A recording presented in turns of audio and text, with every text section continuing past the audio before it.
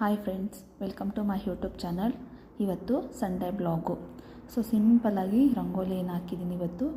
ಇವತ್ತು ಸಂಕಷ್ಟಿ ಆಗಿರೋದ್ರಿಂದ ಗಣೇಶನಿಗೆ ಇಷ್ಟವಾದಂತಹ ಗರಿಕೆಯನ್ನು ಇಟ್ಟು ಪೂಜೆಯನ್ನು ಮಾಡಿ ನಂತರ ಹಾಗೆ ಹೋಗ್ತಾ ದೇವಸ್ಥಾನಕ್ಕೆ ಹೋಗೋಣ ಅಂತ ಅಂದ್ಕೊಂಡ್ವಿ.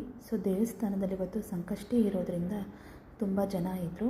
ಅದೇ ರೀತಿ ಗಣೇಶನನ್ನು ತುಂಬ ಚೆನ್ನಾಗಿ ಅಲಂಕಾರ ಮಾಡಿದರು. ಗಣೇಶನನ್ನು ದರ್ಶನ ಮಾಡ್ತಾ ನೆಕ್ಸ್ಟು ಮತ್ತೊಂದು ದೇವಸ್ಥಾನಕ್ಕೆ ಹೋಗೋಣ ಅಂತ ಹೊರಟಿದ್ದೀವಿ.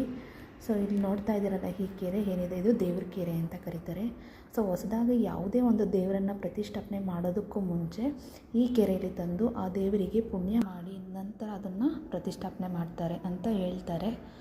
ಹಾಗೆ ನೋಡ್ಕೊಳ್ತಾ ಈ ಕೆರೆನ ನಾವು ನೆಕ್ಸ್ಟು ದೇವಸ್ಥಾನಕ್ಕೆ ಹೋಗೋಣ ಅಂತ ಹೊರಟ್ವಿ. ನೋಡಿ ನಾವು ಬಂದೇ ಬಿಟ್ಟು ದೇವಸ್ಥಾನದ ಹತ್ರ. ಹಾಗಾದರೆ ಕೆಲವ್ರಿಗೆ ಗೊತ್ತಿರುತ್ತೆ ಅಂದ್ಕೊಳ್ತೀನಿ ಈ ದೇವಸ್ಥಾನ ನೋಡ್ತಾ ಇದ್ದರೆ. ನಾವು ಸಹ ದೇವರಿಗೆ ಹಣ್ಣು ಕಾಯಿಯನ್ನು ತೆಗೆದುಕೊಂಡು ದೇವಸ್ಥಾನದ ಹತ್ರ ಬಂದ್ವಿ. ಇದೇ ನೋಡಿ ದೇವಸ್ಥಾನ, ಶ್ರೀ ಚಿಕ್ಕಣ್ಣ ಸ್ವಾಮಿ ಸನ್ನಿಧಿ ಅಂತ. ಇಲ್ಲಿ ಪೂಜೆ ಎಲ್ಲ ಮುಗೀತು. ನಂತರ ಪ್ರಸಾದ ತಿನ್ನೋಣ ಅಂತ ಬಂದು ಅಲ್ಲಿ ಪ್ರಸಾದ ಖಾಲಿಯಾಗಿತ್ತು. ಹಾಗಾಗಿ ರೆಡಿ ಮಾಡ್ತಾಯಿದ್ರು. ಇನ್ನು 5 ಮಿನಿಟ್ಸ್ ವೆಯ್ಟ್ ಮಾಡಿ ಅಂದರು. ಒಂದು 5 ನಿಮಿಷ ವೆಯ್ಟ್ ಮಾಡಿ ಪ್ರಸಾದನ ಸ್ವೀಕರಿಸಿದ್ವಿ. ಪ್ರಸಾದನ ವಿಡಿಯೋ ಮಾಡೋದಕ್ಕೆ ಆಗಲಿಲ್ಲ, ಯಾಕಂದರೆ ತುಂಬ ಜನ ಇದ್ದರು. ಹಾಗಾಗಿ ವಿಡಿಯೋ ಮಾಡೋದಕ್ಕೆ ಆಗಲಿಲ್ಲ.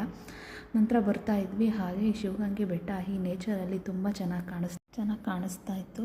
ಅದು ನನಗೆ ನೋಡ್ತಾ ಒಂದು ವಿಡಿಯೋ ಮಾಡ್ಕೊಳ್ತಾ ಅಲ್ಲಿಂದ ನಾವು ಮನೆಗೆ ಹೊರಟ್ವಿ. ತುಂಬ ಬಿಸಿಲಿತ್ತು. ಇದು ನನ್ನ ಮೊದಲನೇ ವಿಡಿಯೋ ಆಗಿರುತ್ತೆ. ನಾನು ರೀಸೆಂಟಾಗಿ ಬ್ಲಾಗ್ ಮಾಡಬೇಕು ಅಂತ ಯೂಟ್ಯೂಬ್ ಚಾನಲ್ನ ಓಪನ್ ಮಾಡ್ಕೊಂಡಿದ್ದೀನಿ. ಯಾರ್ಯಾರು ನನ್ನ ವಿಡಿಯೋನ ನೋಡೋದಕ್ಕೆ ಇಷ್ಟಪಡ್ತಿದ್ದೀರಾ ಅವರು ದಯವಿಟ್ಟು ಸಬ್ಸ್ಕ್ರೈಬ್ ಮಾಡಿಕೊಂಡು ನನ್ನ ವಿಡಿಯೋನ ನೋಡಿ, ಜೊತೆಗೆ ಲೈಕ್ ಕೊಡಿ, ಹಾಗೆ ಶೇರ್ ಮಾಡಿ, ಇನ್ನೂ ಹೆಚ್ಚಿನ ವಿಡಿಯೋ ಮಾಡೋದಕ್ಕೆ ಎನ್ಕರೇಜ್ ಮಾಡಿ ಅಂತ ಹೇಳ್ತಾ ಇವತ್ತು ನಾವು ಊರಲ್ಲಿದ್ದೋ, ಇಲ್ಲಿಂದ ಊರಿಗೆ ಹೊರಡಬೇಕು ಅಂತ ಪ್ಲ್ಯಾನ್ ಮಾಡಿಕೊಂಡು ಬೇಗ ಮನೆಗೆ ಹೋಗ್ತಾ ಇದ್ದೀವಿ. ನಾವು ಆಲ್ರೆಡಿ ಮನೆಗೆ ರೀಚ್ ಆಗೋ ಅಷ್ಟರಲ್ಲಿ 5:30 ಆಗಿತ್ತು. ಅಲ್ಲಿಂದ ನಮ್ಮ ಊರಿಗೆ ಬಂದ್ವಿ. ಬರೋ ಅಷ್ಟರಲ್ಲಿ ಸಂಜೆ ಆಗಿತ್ತು. ದೀಪ ಹಚ್ಬಿಟ್ಟು ಊಟ ರೆಡಿ ಮಾಡಿದೆ.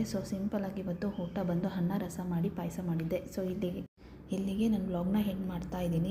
ಇಷ್ಟ ಆದರೆ ಲೈಕ್ ಮಾಡಿ ಪ್ಲೀಸ್, ನಿಮ್ಮ ಫ್ರೆಂಡ್ಸ್ ಆ್ಯಂಡ್ ಫ್ಯಾಮಿಲಿಗೆ ಶೇರ್ ಮಾಡಿ.